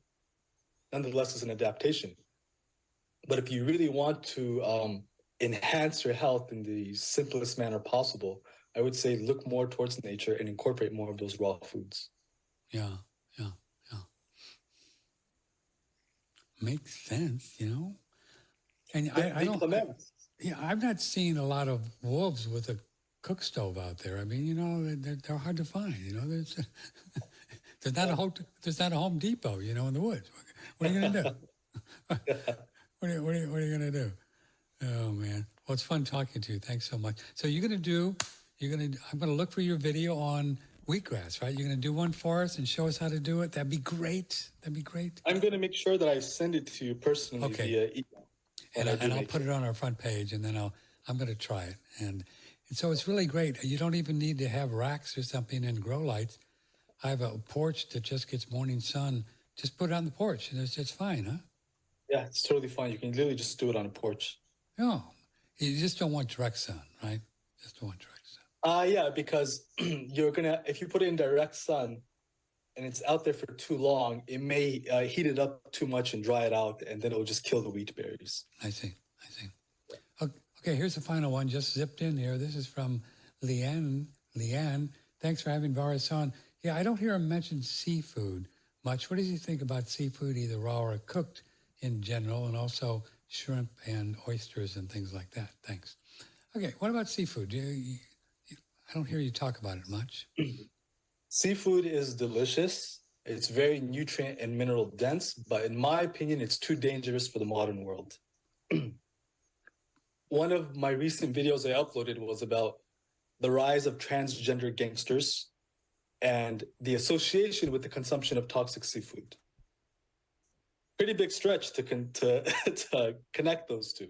I call them gangsters because they force their opinions and beliefs on everybody. But yeah, transgender gangsters. You guys are gangster. You're a gangster. But basically, in that video, I detail and elaborate how sea food or sea life in even the most pristine waters around the planet are contaminated with heavy metals and environmental pollutants. Really? The planet is so polluted right now, and much of this makes its way into the ocean. And because of the currents in the ocean, it gets circulated to all bodies of water, because the ocean is actually just one body of water. Yeah. And for example, if I have this glass of water, but I put like a teaspoon of dirt in there, it mixes into the entire thing. Mm-hmm. It dilutes into the entire thing. And so the oceans are very much like that. And you have to think, we've had hundreds of years of industrialization, and this stuff doesn't go anywhere. The largest garbage dump on the planet is actually in the Pacific Ocean. Yeah, I've seen that. That's where just a huge, it's miles, right? From what I read in an article was that if you were to compress all the waste together, because there's a lot of microparticles as well, it would be the size of California. Oh, that's crazy. That much pollution. Yeah, and these are STD condoms, these are diapers, these are bottled cans, this is aluminum, this is heavy metals, this is coal, this is depleted uranium from bombs, which they were testing in the Pacific Islands. All this stuff is inside there, and it's slowly percolating into our food chain. And so when you consume these foods, it bioamalgamates into your own body, bioaccumulates into your own body. So I show articles where, like in Lapland, in Northern Ireland, in these pristine rivers, 50% of the male fish are transgender. They're intersexual. They have female eggs in the male gonads. It's literally changing the sexes of the fish. I hate it when that happens. That's not good. It's not good at all, no. So seafood, every time I consume it, I react to it. If I feel like my brain is burning, I can't tolerate it at all. Wow. Even wild. No. That's a shame, isn't it? Because it is so good. It tastes good. Oh my God. Yeah, I would live off of it if I could. Yeah. Modern world. Yeah. Well, we certainly have our hands full here. We humans on the Earth plane, don't we? Yeah, we do. Yeah. Okay. So I'm going to introduce you to Mr. John Paulando. Okay, he lives up in the Northwest, and you're kind of interested in exploring. So I'll send you an email, and with an email and introducing you guys, and you can hook up with him. And so that's what you're going to do next. You're going to kind of look around and see where you're going to live and grow some food. Yeah, I need to leave California, and I want to find my own land and farm in the Pacific Northwest. For many years, I was designing permaculture farms with a team of people, but there were other people's farms. And because I'm more of I like my solitude, I like to be on my own plot of land rather than becoming an accessory on someone else's farm. Mm-hmm. Do you have any idea of how many acres you're going to look at trying to find? No, not really. I don't want more than 50. I don't need more than 50. Oh, yeah. At a very, I'm probably going to go around 20 though. But for me, the most important thing is that I wake up and I enjoy the scene around me. Yeah. And why are you interested in that area, the Northwest? It's just pretty up there. I love it. Yeah. It's the most beautiful place in the world. I love the Pacific Northwest. What part have you been in your experience that beauty? All of it. I've seen the whole Pacific Northwest. The Grant Pass. Are you familiar with the Grant Pass? I'm not. No. Yeah. The Grant Pass is very beautiful. If you're going from California, you're going to take the 5 north, and as soon as you cross into Oregon, I think it turns into the 101, but it's not from the 5. I mean, it's not from the 405. You get it from the 5, and I think it goes to the 101. It's called the Grant Pass, and just before you enter this pass in the mountains, there's this beautiful Christian church at the entrance. It's one of the most beautiful churches I've seen in my life. And as soon as you pass that, you just have some of the most amazing scenery. That's in Oregon. The rest of Oregon is very beautiful. But then in Washington, places like Mount Rainier, the Olympic Peninsula in the Pacific to the very northwest. And then in the Northeast, the Cascades. I mean, these are just such beautiful areas. You don't find this kind of topography or geography anywhere else in the world. Yeah. I need to go up there and just drive around and check it out. I have not been this lifetime, so it's probably worth it. Probably worth the trip. It's so worth it. Yeah. Yeah. If this Pacific Northwest wasn't in America, I would have moved back to my ancestral country in Afghanistan. No, really? I would have. I'm that extreme, but I was so captivated and enamored by the Pacific Northwest. I simply can't live without it. I can't leave it. And Afghanistan, you know, it's always kind of exciting because there's always somebody invading there to take their stuff. So, you know, there's always, it's either the Russians or the United States or who knows what's next, right? Jeez. Yeah. Well, you guys have been through it, haven't you? God love it. You know, it's like, whoa, man. Yeah, but this may not be popular at all amongst most of your listeners, but this regime that's now in power, and you know, most diaspora Afghans won't agree with me either, but this regime is incredibly effective at bringing law, order, and they're developing the nation very rapidly. Oh, in Afghanistan? Afghanistan, yeah. Ah, cool. Yeah. Well, that's good. You guys deserve that, you know, man. Yeah, they're hard asses. They're religious hard asses, but they have no corruption in them. They have very strong moral fiber. Is that right? Interesting. Yeah, and that's one of the reasons why they successively waged a 20-year insurgency against NATO is that they are basically the modern equivalent of what the ancient Templar Knights were. Ah. So basically, modern Templar Knights received a nation. They received a statehood. Many Afghans aren't in alignment with them. Many Afghans aren't. These are like a segment of Afghan society who simply did not want to integrate into the modern world. They said, we want to evolve our own way and do it ourselves. So they fought against the communists, but in Afghanistan, there were communists at the time who wanted communism in the country. And then they fought against neoliberalism and democracy, though in Afghanistan, there were people who were pro-democratic, and it failed because this group, they're hard asses and they're kind of crazy. They're willing to die. Yeah. Nice thing about the law and order. When you get invaded as much as they have, I mean, everybody's been wanting their stuff since the beginning of time, you know, right?